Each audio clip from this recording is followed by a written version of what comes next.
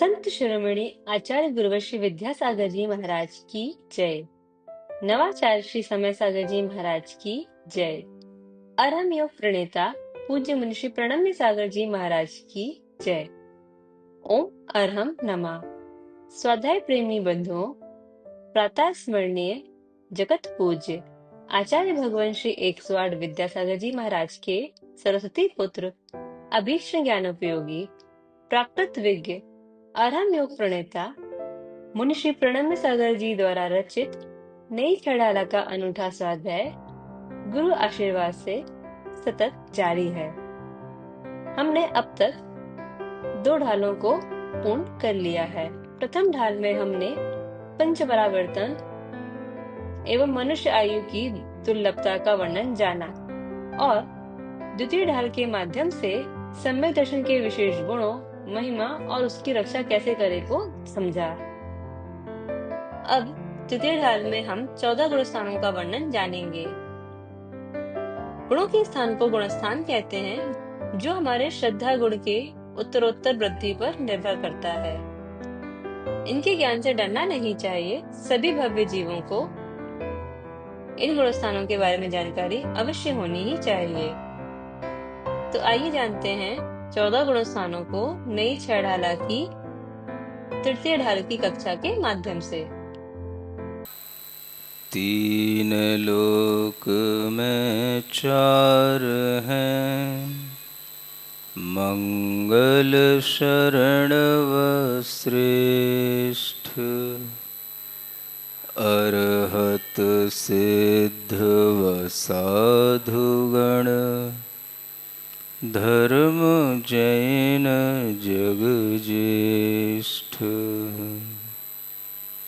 तीर्थंकर जिन देव की,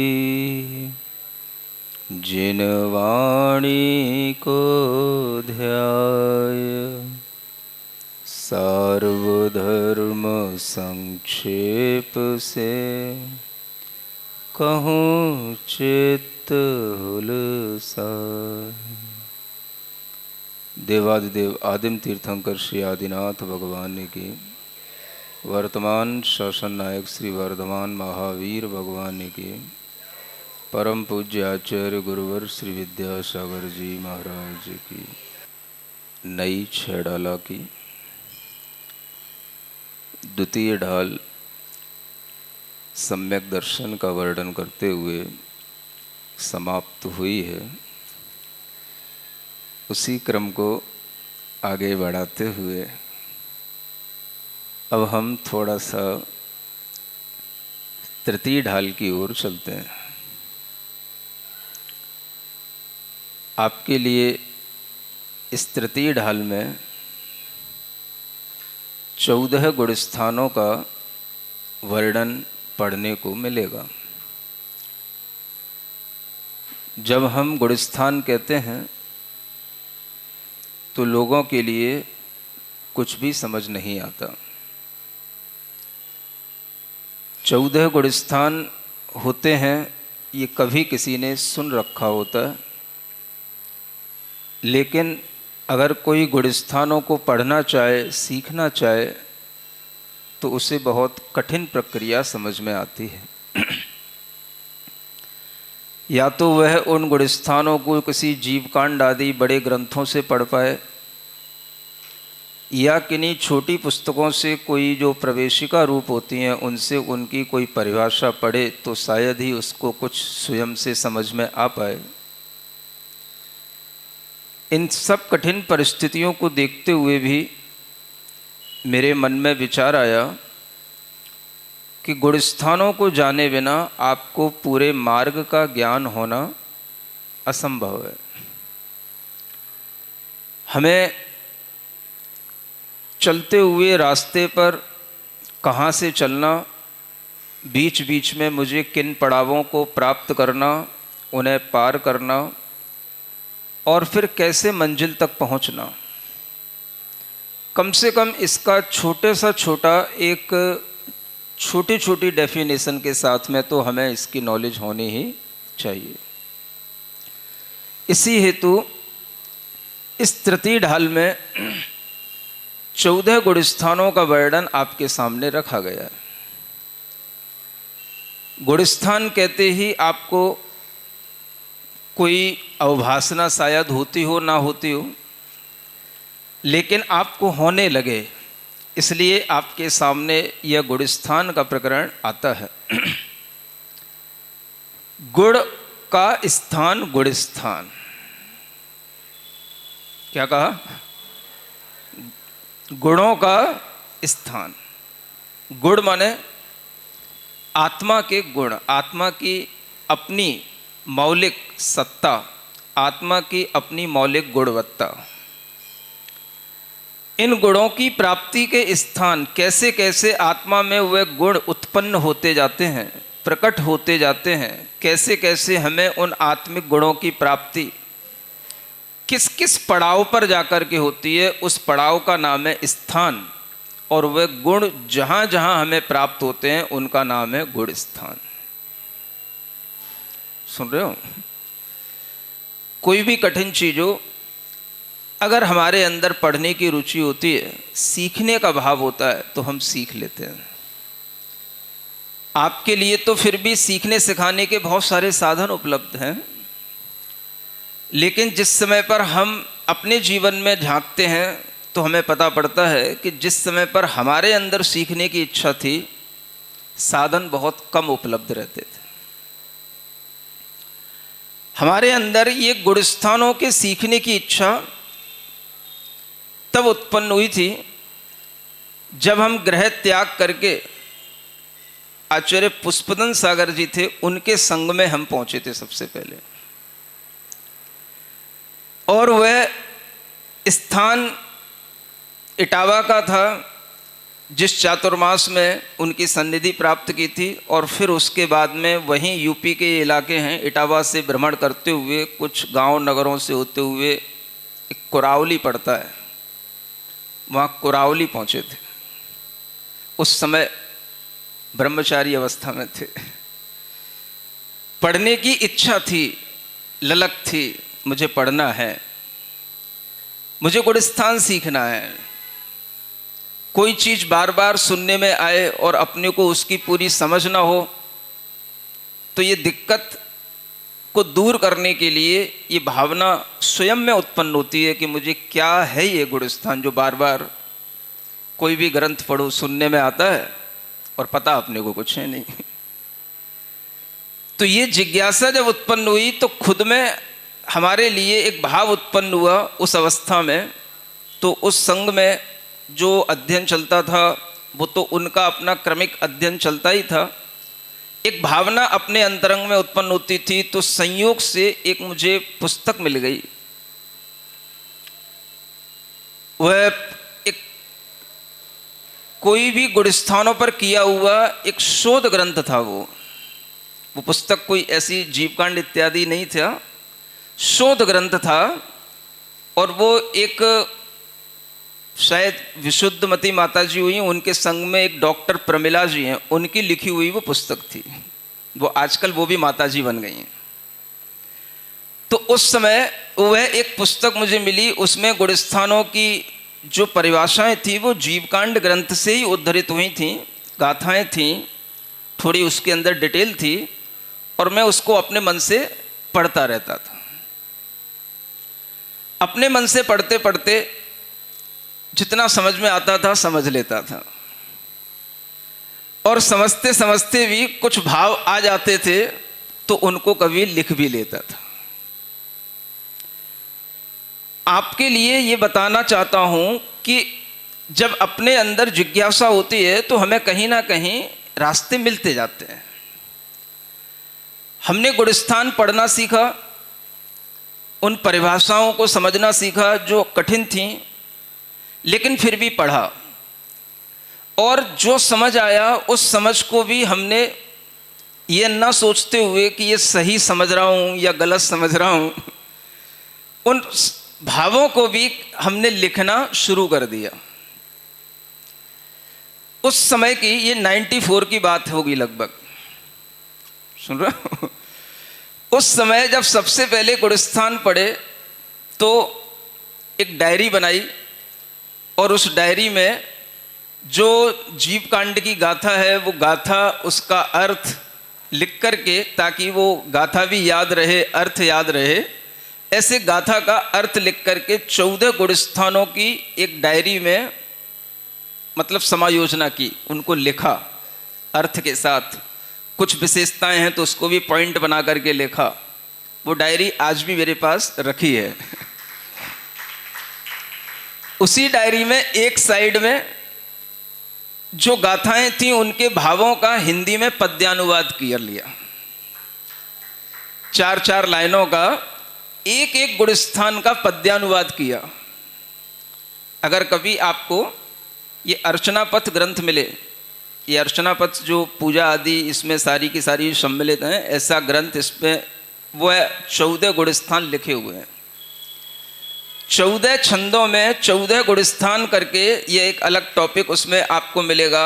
और वो सबसे पहले लिखा गया हुए गुणस्थानों के प्रति मेरा भाव था। सुन रहे हो?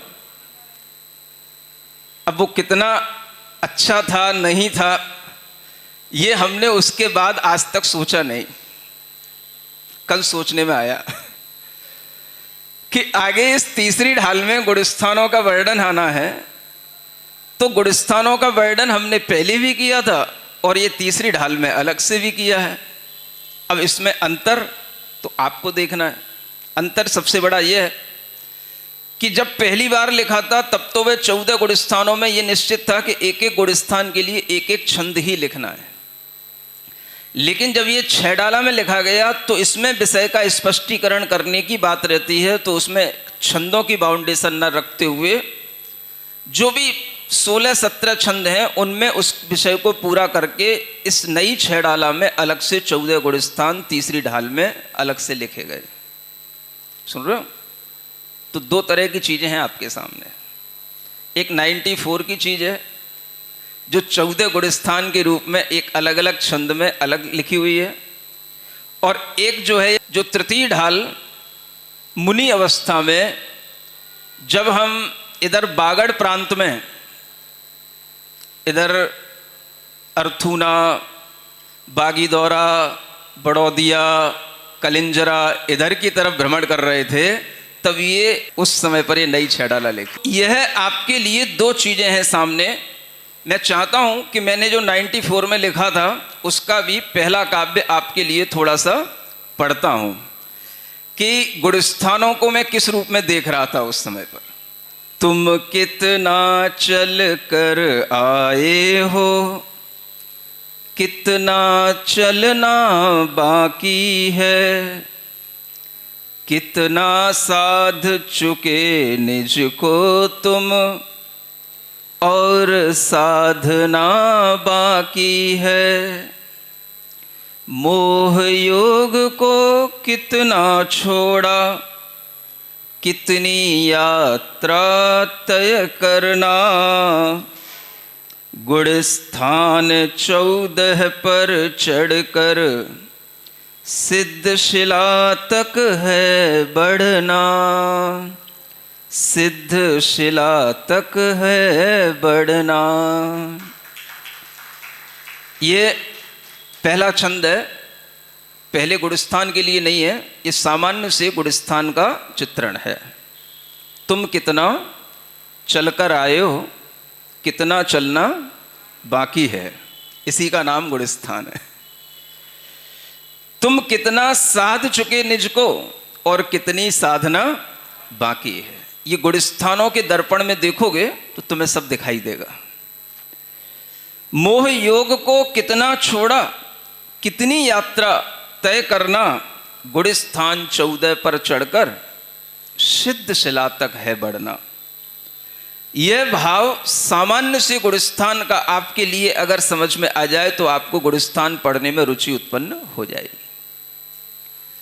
पहला गुणस्थान जब आएगा तब आपको आगे की 4 लाइनें बताई जाएंगी, लेकिन यह सामान्य से गुणस्थानों का एक प्ररूपण है। गुणस्थान का मतलब है कि हमारे भीतर का यात्रा, अंतर यात्रा हमने अभी प्रारंभ की या नहीं, और की तो हम कहाँ तक पहुँचे, इन सब के बारे में जो हमें जानकारी मिलती है उसका नाम है गुड़स्थान।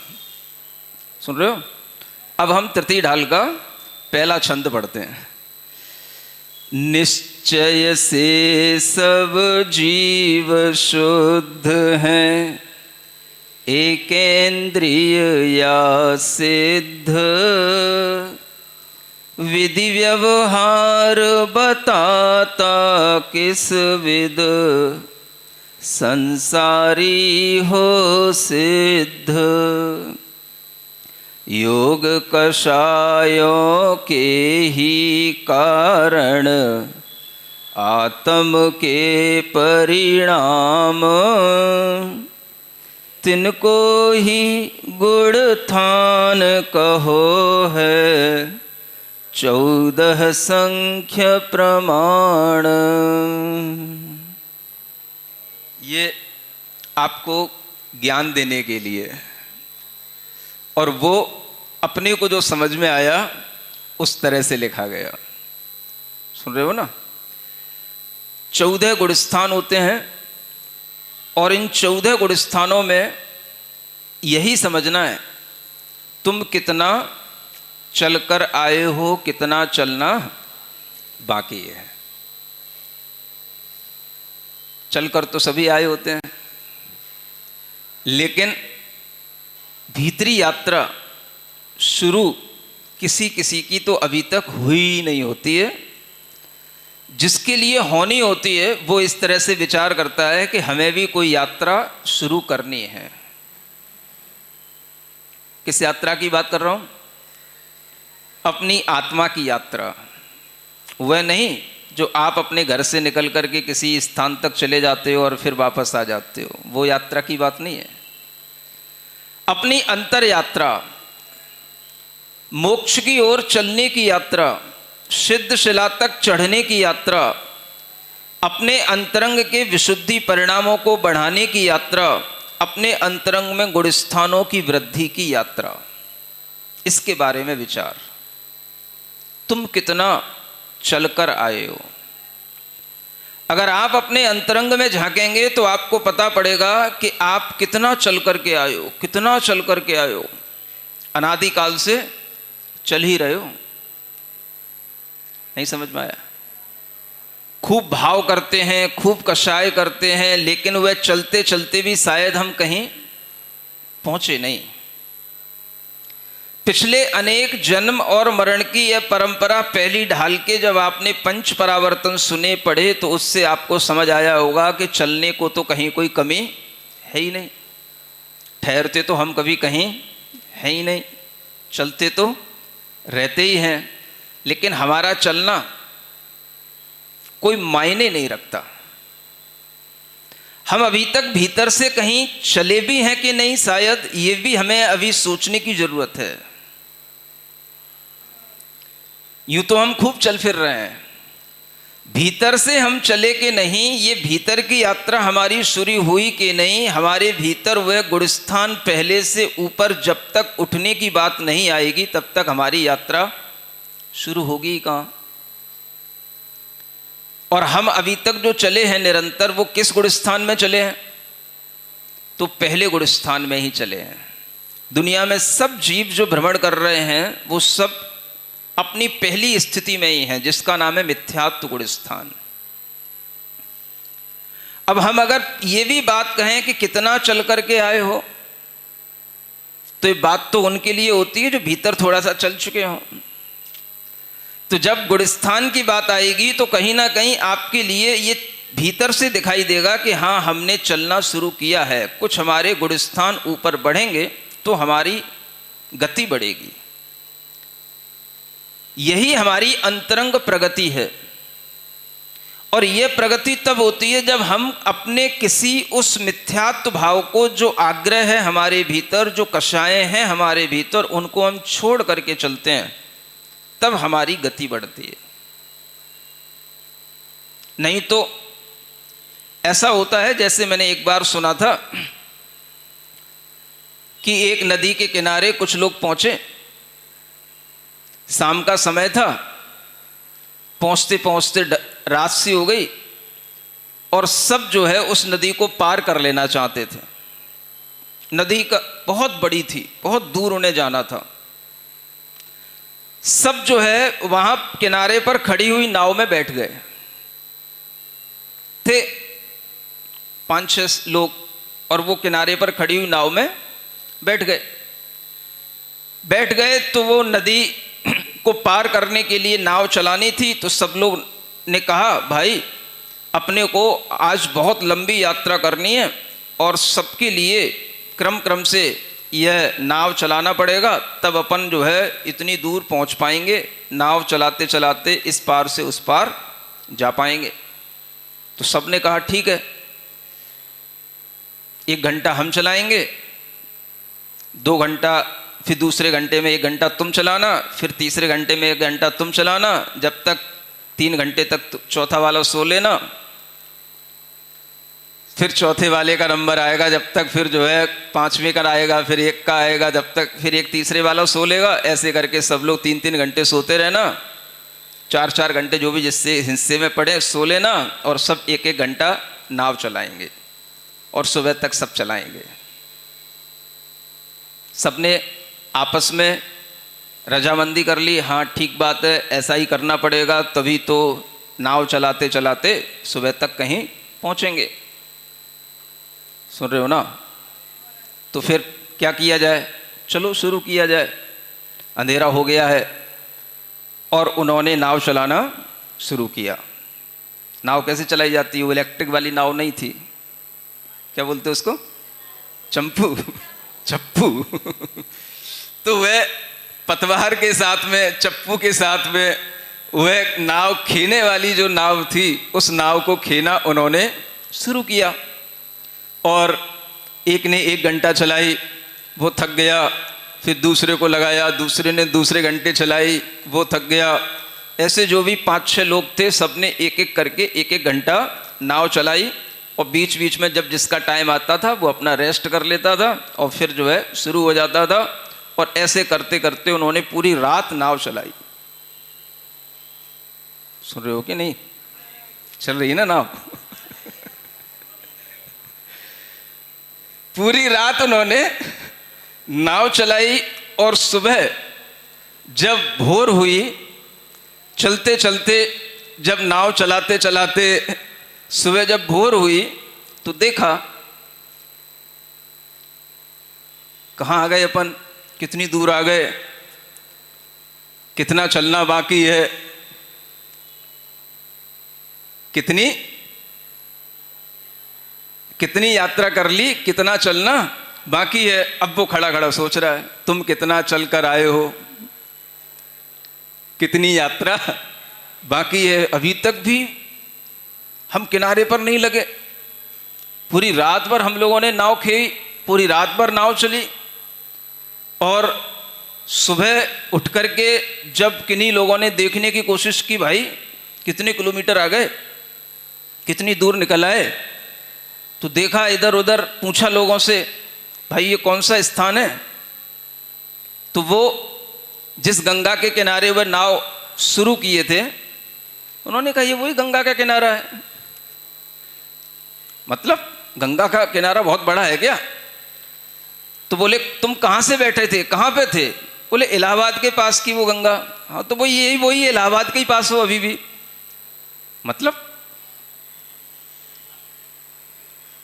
फिर देखा उन्होंने इधर उधर कुछ शाम का दृश्य, बोले यार लग तो ऐसा रहा है कि अपन कल शाम को इसी रास्ते से तो आए ही थे, यहीं तो अपन आकर के ये अपने पैर छपे हुए हैं, यहीं तो अपन बैठे थे, और यही वो रास्ता था। ये थोड़ा सा कीचड़ दिख रहा है, थोड़ा पत्थर दिख रहा है, स्थान तो वही है, अपन ने रात भर चले और ये स्थान वही है, कहीं सपना तो नहीं है, क्या है? सुन रहे हो ना?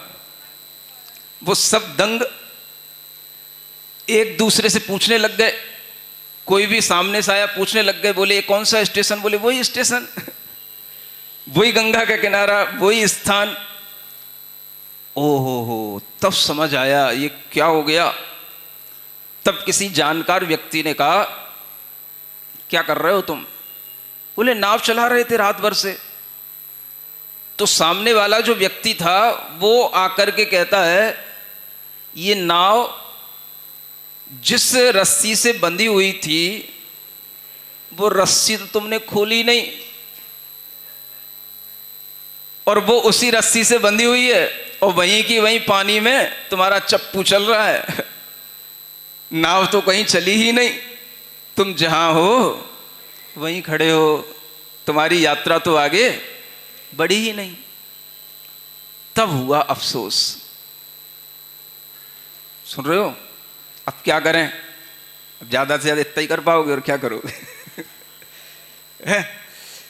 माथे पर हाथ मारो, किस्मत ठोको, रात भर परिश्रम किया और ये सोच करके कि हम आगे बढ़ रहे हैं और कहीं नहीं बढ़ पाए, और हम वहीं के वहीं रह गए। क्यों रह गए? तो एक रस्सी नहीं खोली, उससे बंधे रह गए।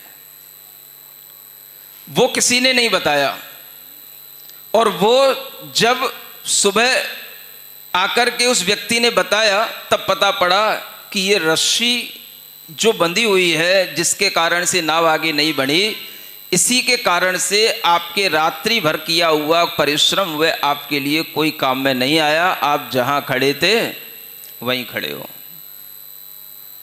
सुन रहे हो? वो रस्सी कौन सी रस्सी है? वही है मिथ्यात्व का आग्रह, मिथ्यात्व को बांधे रखने वाली रस्सी। सुन रहे हो?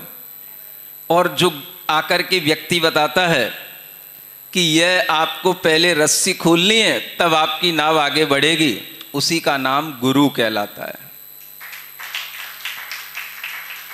चलना तो शुरू कर देते हो, बैठ तो जाते हो, हमें भी ले चलो नदिया के पार, है ना? तो चलने को तो सब तैयार हो जाते हैं और बैठ भी जाते हैं, लेकिन गुरु के कहे अनुसार अपनी वह गांठ नहीं खोलते, वह मिथ्यात्व की रस्सी जिससे बंधी हुई है वो स्थान नहीं छोड़ते, और वह भाव नहीं तोड़ते जिस भाव के साथ वह यात्रा प्रारंभ होनी है। नतीजा, पंच परावर्तन होने के बाद भी, चलने फिरते रहने के बाद भी, सभी प्रकार के द्रव्य क्षेत्र काल भव भाव परावर्तन होने के बाद भी नतीजा ये निकलता है कि रात भर पीसा, क्या बोलते हो, पारे में बटोरा है? कोई नतीजा नहीं। जब तक वह एक आग्रह की गांठ बंधी हुई है, जब तक वह मिथ्यात्व का बंधन हमारे साथ है, तब तक आगे की यात्रा प्रारंभ होती ही नहीं। इसीलिए संसार के सभी प्राणी पहले गुणस्थान में ही हैं। उस गुणस्थान का नाम क्या है? मिथ्यात्व गुणस्थान। उसी धरातल पर है, अभी उससे ऊपर उठे ही नहीं।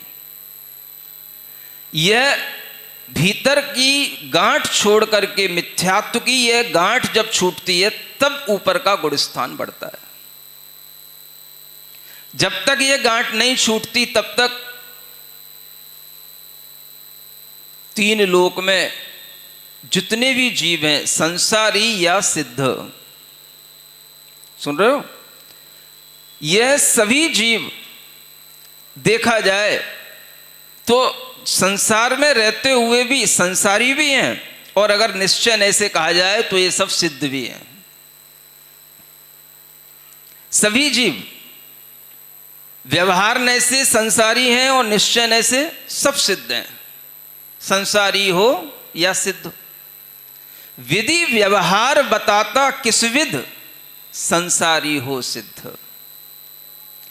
यह आपको व्यवहार की विधि के माध्यम से जानने में आएगा कि यह संसारी जीव सिद्ध बनता कैसे है, यह आत्मा मिथ्यात्व को, कषाय को तोड़ता कैसे है, यह अपने गुणस्थान को बढ़ाता कैसे है। यह व्यवहार नय की विधि से आपको जानने में आएगा, क्योंकि निश्चय नय की विधि से तो सब सिद्ध हैं, निश्चय नय से तो सभी शुद्ध हैं।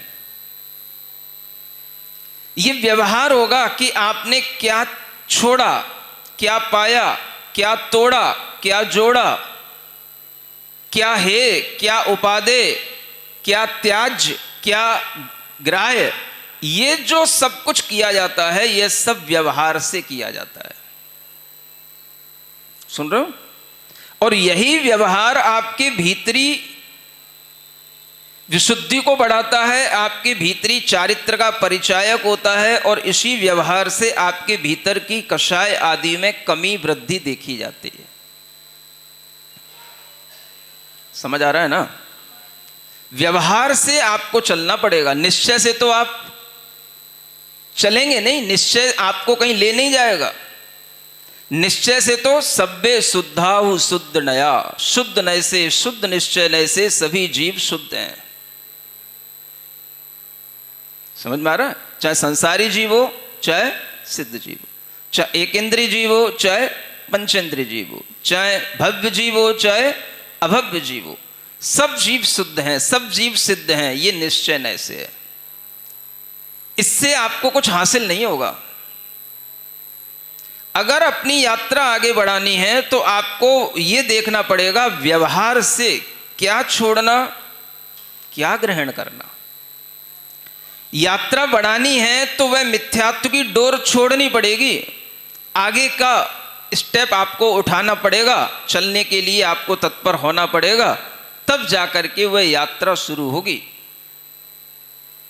और वह यात्रा इसी तरह से आगे बढ़ती है। आपने मोह को और योग को कितना कंट्रोल किया, ये गुणस्थान किस पर डिपेंड है? तो दो चीजों पर डिपेंड है, मोह पर और योग पर। पहला प्रकरण मोह का है। मोह और योग के माध्यम से ही गुणस्थानों की स्थिति बनती है। और मोह में दर्शन मोह भी होता है, चारित्र मोह भी होता है। और मोह के यह गुणस्थान, पहले गुणस्थान से लेकर ये मोह की यात्रा कम कम कम कम होते होते अंत में क्षय को प्राप्त होते होते आप 12वें गुणस्थान तक पहुंच जाएंगे। कहां पहुंच जाएंगे? तब तक मोह की यात्रा, मोह के साथ ये गुणस्थानों का संबंध कहलाएगा। पहले गुणस्थान से लेकर 12वां क्षीण मोह नाम का गुणस्थान कहलाता है, जहां पर मोह पूरा क्षीण हो चुका होता है। समझ आ रहा है? यानी पहले गुणस्थान से 12वें गुणस्थान तक मोह के साथ, और जब मोह का अभाव हो जाएगा तब 13वां 14वां ये दो गुणस्थान बचेंगे। इनमें केवल योग का अभाव किया जाता है, ये योग के साथ होने वाले दो गुणस्थान है। तो 14 गुणस्थान की यात्रा में किसका हमारे साथ संबंध दिखेगा? मोह का और योग का। यह मोह और योग के साथ बनते हैं गुणस्थान। इसलिए जब भी यह यात्रा शुरू होगी तो पहले आपको अपने मोह की ओर देखना पड़ेगा। गुणस्थान 14 संख्य प्रमाण, 14 संख्या वाले हैं, लेकिन इन गुणस्थानों में सबसे पहला गुणस्थान छोड़ना ही सबसे बड़ी चीज है। ये पहला छूट गया तो आगे की यात्रा कभी ना कभी हो जाएगी। सुन रहे हो ना? सिर्फ कितनी बड़ी शर्त है, पहले क्या छोड़ना? पहला गुणस्थान। माने पहला गुणस्थान एक बार अगर छूट गया, पहले गुणस्थान से आपका एक बार संबंध टूट गया, तो आपकी यात्रा कभी ना कभी सिद्ध शिला तक पहुंच जाएगी, ये बात निश्चित है। और ये अभी तक नहीं पहुंची यात्रा वहां तक, इसका मतलब है ये भाव अभी तक छूटा नहीं। और वो गुणस्थान का संबंध किससे है? तो जैसे वो नाव है और वह उस रस्सी से बंधी है, तो वो जिस खूंटे से बंधी है वो उसी खूंटे को जब तक बंधी रहेगी तब तक सारा चलना व्यर्थ कहलाता है। समझ आ रहा है? और जैसे ही वो उससे हटेगी फिर वह आगे बढ़ेगी तो वह बढ़ती चली जाएगी। मान लो कहीं जाकर के उस नाव को रुकना भी पड़ जाए, कोई ऐसा भी स्थान आ जाए कि अब आगे गति नहीं है, कोई व्यवधान आ जाए, अवरोध आ जाए, बैरियर आ जाए, पहाड़ आ जाए, कुछ भी आ जाए, तो भी आचार्य कहते हैं तुम्हारी नाव एक बार अगर उस खूंटे से हट गई, एक बार अगर उस मिथ्यात्व के भाव से छूट गई, तो नियम से वह सिद्ध शिला तक पहुंचेगी। वह 14 गुणस्थान को पार करके आपको सिद्ध बना करके रहेगी। ये निश्चितता है। सुन रहे हो?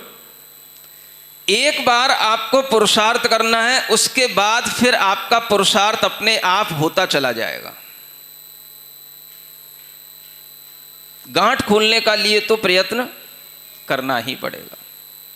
एक बार आपको मिथ्यात्व को छोड़ने का वह पुरुषार्थ करना है, और वह जब छूट जाएगा तो आगे की यात्रा अपने आप होती चली जाएगी, और नियम से होगी। ये सिद्धांत में कहा गया है, नियम से होगी।